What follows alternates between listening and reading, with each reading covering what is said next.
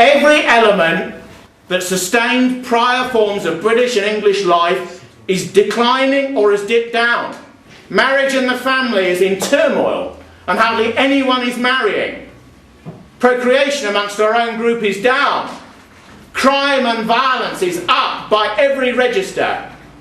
Vandalism and social misbehaviour and mild to evident chaos is semi-permanent. And people who live on the estates have to deal with it 24/7. Areas in our towns and cities are semi-segregated. And yet none of the political leaders, not Clegg, the new one in charge of the Liberals, but no difference there, not Cameron, not Brown for Blair, none of them will mention these issues. And the only way in which they ever approach these issues is the reverse way around, trying to accommodate minorities, trying to suggest that majorities should be more liberal-minded. The French president, yesterday, it was all over the news bulletins, addressed our Houses of Parliament, saying what a great tradition the British have, what a great nationality they are, and he defined the first British virtue as tolerance. Toleration, he said. And this is what Blair used to say when he was in power. But the truth is, when we fought in wars in the past, when we conquered large stretches of the earth in the past, we didn't have tolerance in our hearts. We had glory and strength and heroic courage and racial feeling. That's what we had. And that's what we need to have again, if we are not to disappear in our own towns, our own cities, even in time our own villages. What the British and the English need to do is to wake up to the massive changes which are occurring globally and nationally. There's no way we can just put up a wall anymore. We have been plugged into the world and to events happening on the other side of the world, not because we wished it, but because of the politics of our elite. Iraq and the war that occurred there is 5 years old. That war has cost £7 billion. Although when they have an Exchequer's or Chancellor's statement, they don't mention that in the debates. You have to go to the details of the so-called blue and red books to find it. We've lost 176 men. We've achieved virtually nothing in southern Iraq. And we did it because of the Americans, and they did it for many reasons, including some of the influences in their own society, very few of which will be discussed by mainstream politicians who ask for inquiries about this war. This war wasn't fought in our interest and has relatively little to do with us, and has given a significant segment of the world more of a quote-unquote excuse to hate us and to wish to place bombs in our cities. I know somebody who was in Tavistock Square a quarter of an hour before one of the bombs went off. If you ever hear explosions in an urban context, they have an unnatural sound. Crack! There's this sort of sound which is unnatural. The ear isn't used to hearing it. It's this sort of plastic, strangely sort of synthetic sound. And that was the bus bomb, of course, going off in Tavistock Square that obliterated this number 25 or whatever it was, and threw part of the top of the carriage of the bus across the square and smashed to pieces some phone boxes which were to one side of it, and actually lifted them up into the air and threw them across one of these urban gardens. You know, some of these posh squares in London, they have a little sort of terrace park in the middle. Now, much of that square was wrecked. Whether it was accidental or not, one doesn't know. The Board of Deputies of British Jews is adjacent to that square. And maybe that was one of the many reasons why that device was detonated there. But there are other theories. One theory is that one of the tube lines was shut, and he rang his colleagues, the particular terrorist, 96 times on his mobile to explain he couldn't get on that line. And one theory is he got on the bus and blew his device up there because he wanted to join his fellows. But he couldn't do it underground, so he had to do it overground. Whatever.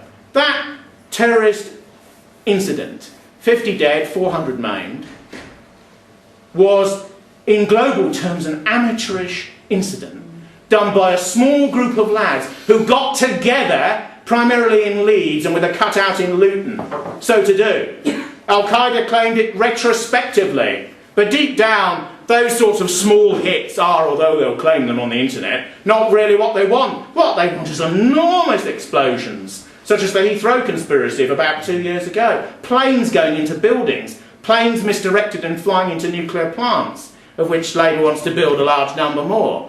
These are the big hits they want. They want massive situationist stunts that block out all media, and wall-to-wall news all over the world indicates what's happened.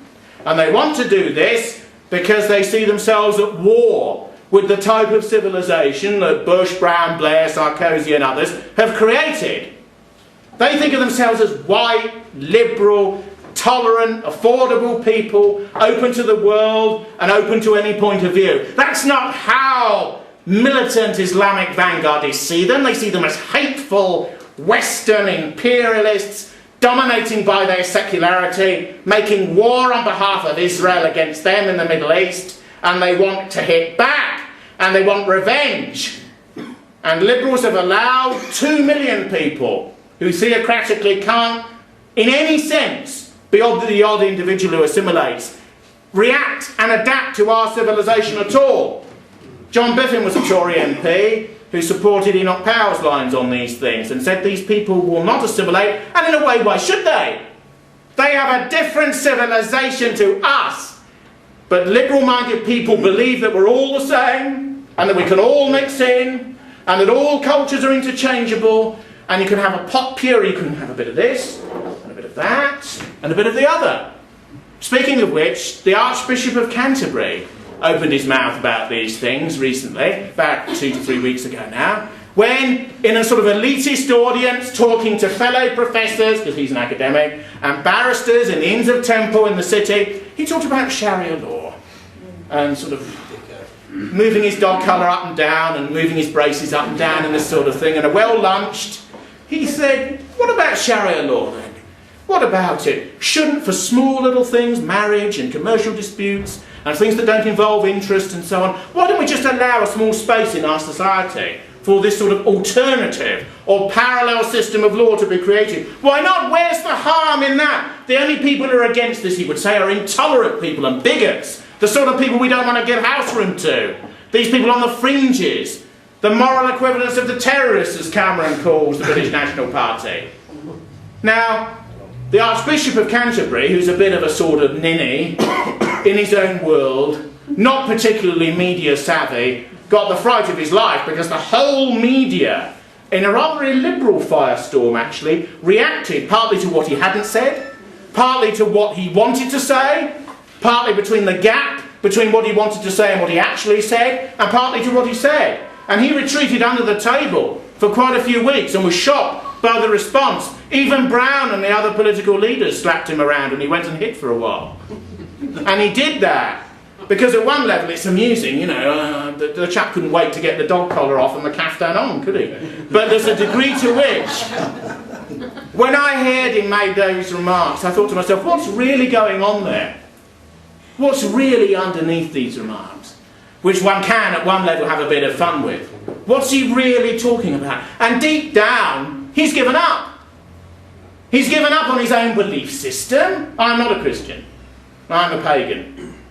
But he's the Archbishop of Canterbury. He should be in favour of his religiosity. He shouldn't be saying, come here, it's just a story, we once believed in it, we'll accept your law, you can accept a little bit of ours, we can all get on and be friends. That is not the attitude which you expect from any sort of a denominational leader, from any sort of a leader at all. And none of these other faiths, and none of these other groups, and none of these other nationalities have any respect for people like that. They regard them as weak little ninnies and fools.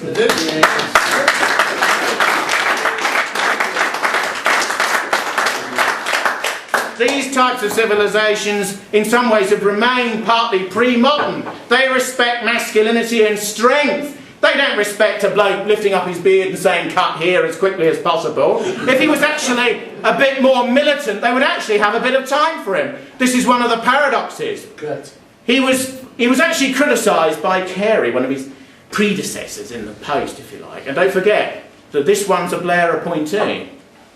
Although he's Welsh and came from the Church of Wales, he was appointed in post by Blair. Yet another of these appointments of a destructor that there is a half-caste or black candidate for the Democratic nomination for one of the two main parties in the United States of America. If you actually go to many American cities like Chicago, from which this individual comes and within whose marital politics he cut his teeth, you'll realise that this is normality. Since all white immigration ceased into the United States, 70 million persons of colour have entered the United States in the last 35 years. That is the real legacy of the Kennedys in the United States. Forget the bonking, forget Marilyn Monroe, forget the scandals. The real change is the mass immigration which has occurred into the US as a precedent for us and the rest of the West since then, changing American cities and states out of all recognition. White Americans are tacitly almost a minority in California, almost a minority in Texas, a definite minority in New York State, certainly in New York City within New York State. These changes are evident, and the political class in the US, such as McCain and so forth, believe they're ineradicable. There are 18 million illegal immigrants in the US alone. And there is a debate internally that they should be naturalised, and the fact that they've essentially used criminal means to get into the country should be obviated, should just be ignored, and they should be given citizenship. In the rest of the West, on liberal programming on the media tonight and elsewhere, somebody like George W. Bush is presented as a right-winger who's red in tooth and claw and puts the bombers in the third world and is a Christian fundamentalist and so on. He's in favour of naturalising 18 million illegal Mexican immigrants inside the United States, in the teeth of opposition from the centre and right of his own Republican Party, which is the centre-right party of the two blocs in the US. He's a moderate and a liberal and an internationalist on these sorts of issues. And as the political class in America and Europe chatters, the world changes around them and around their own populations. What most people do about these changes is to ignore them, to moan about them privately amongst their friends, to swear at the television when there aren't people that they don't know or about, to think that something should be done but they're not going to do anything themselves, to slightly curse some of the people in the past who've tried to do something about it while secretly admiring them, and to sit on their hands and wonder where it'll all end. But at least people think, I can privatise my own life, I can look after me and mine, we live in a nice area, I can get private health insurance, I may have a chance to get my offspring into one of these academy schools where Labour ministers of course never send their own children. So we have a situation where increasingly people think that nothing can be done and they're very worried, but they'd rather do nothing but will moan in front of the box. But it's noticeable that certain straws are in the wind, and there is a feeling amongst our own people that something ought to be done. At the very least, something political ought to be done. We're 40 odd years on now from Enoch Powell's speeches. I saw a cover of a magazine on a London newsstand not so long ago called History Today, and it said, decades on from the Rivers of Blood speech, Powell, did he expose a nation's racism? Question mark.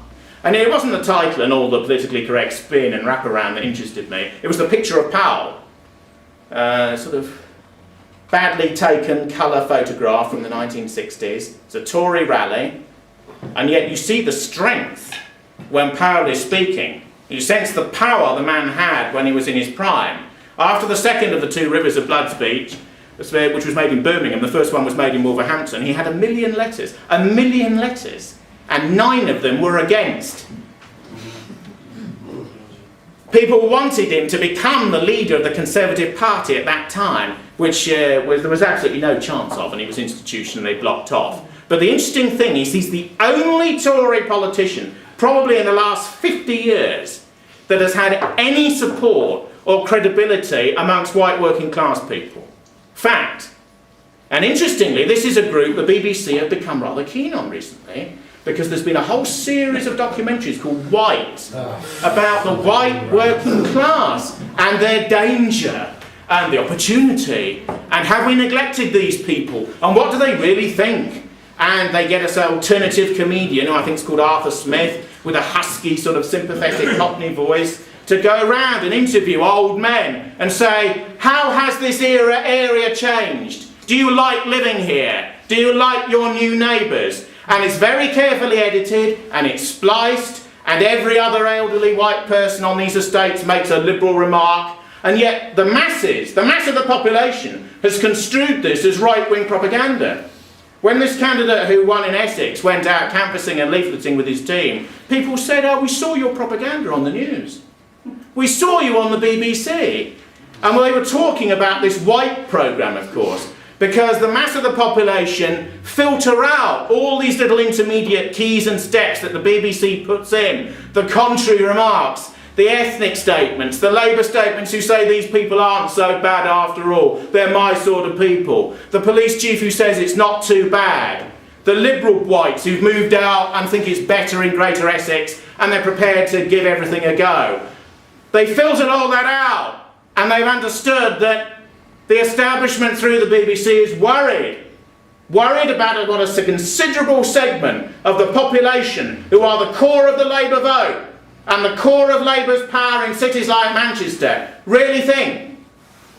The Tories in a city like Manchester are hated, retrospectively, to a degree that some Southerners find it difficult even entirely to understand. But we're having a situation now where Labour, in its own heartlands, is becoming detested by many of the people that they went into business politically in order to represent. And why is this happening? True. It's happening because they've betrayed the people that they set themselves up to represent.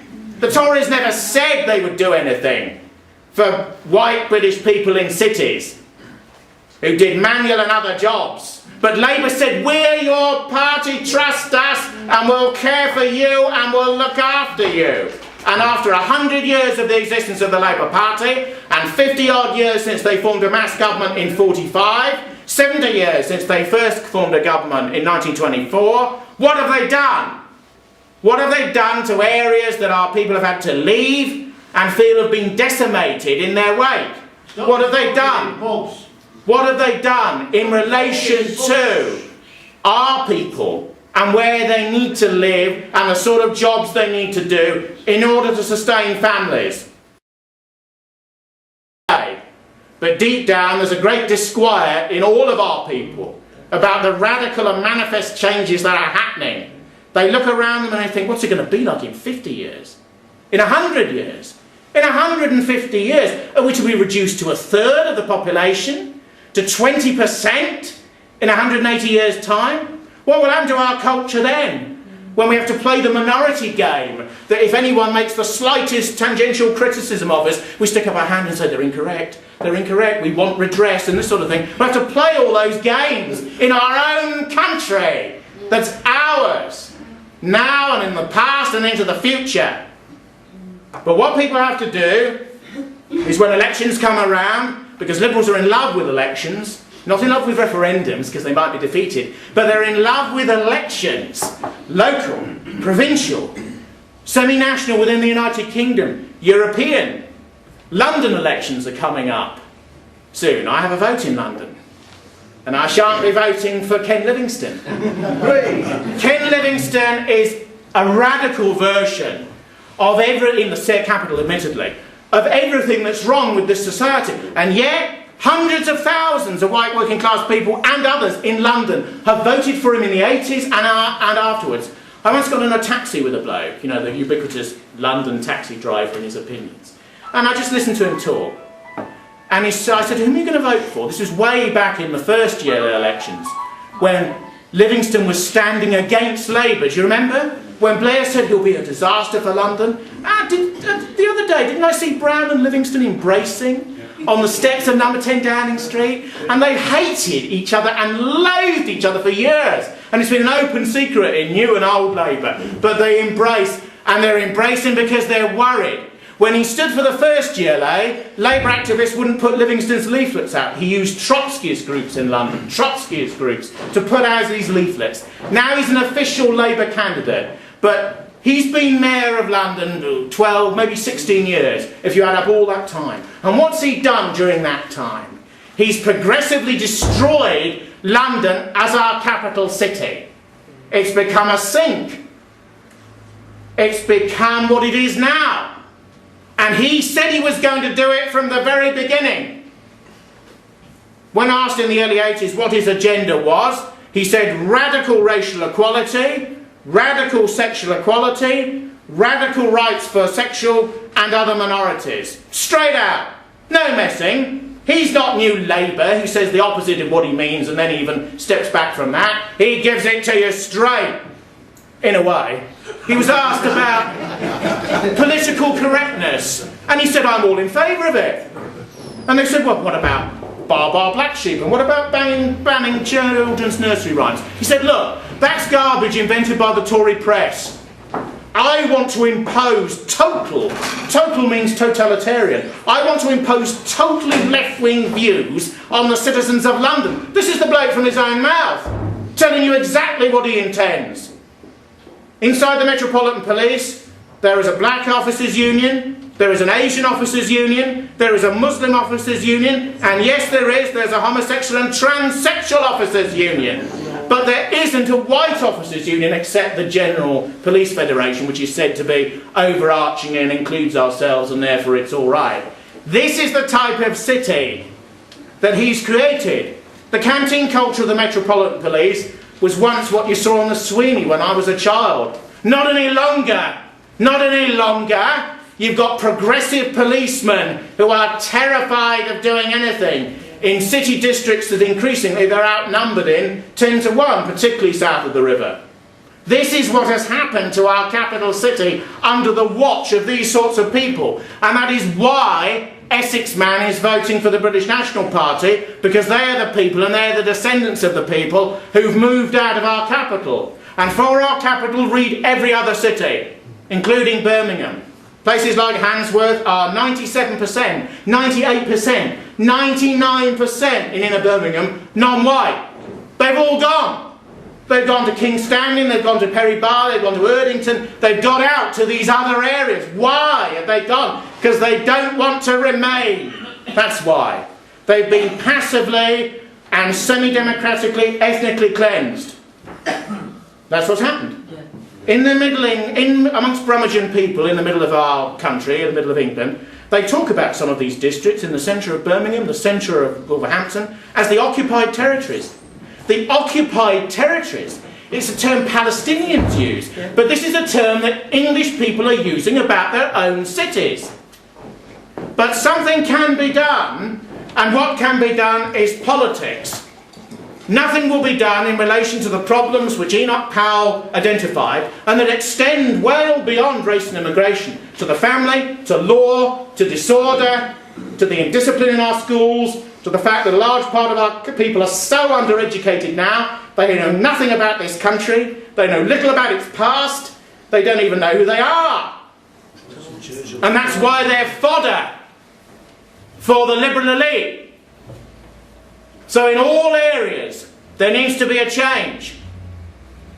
And the change comes through leafleting, and through canvassing, and through speaking, and through writing, and through broadcasting, and through raising money, and through giving money, and through bequests, and through standing as a candidate.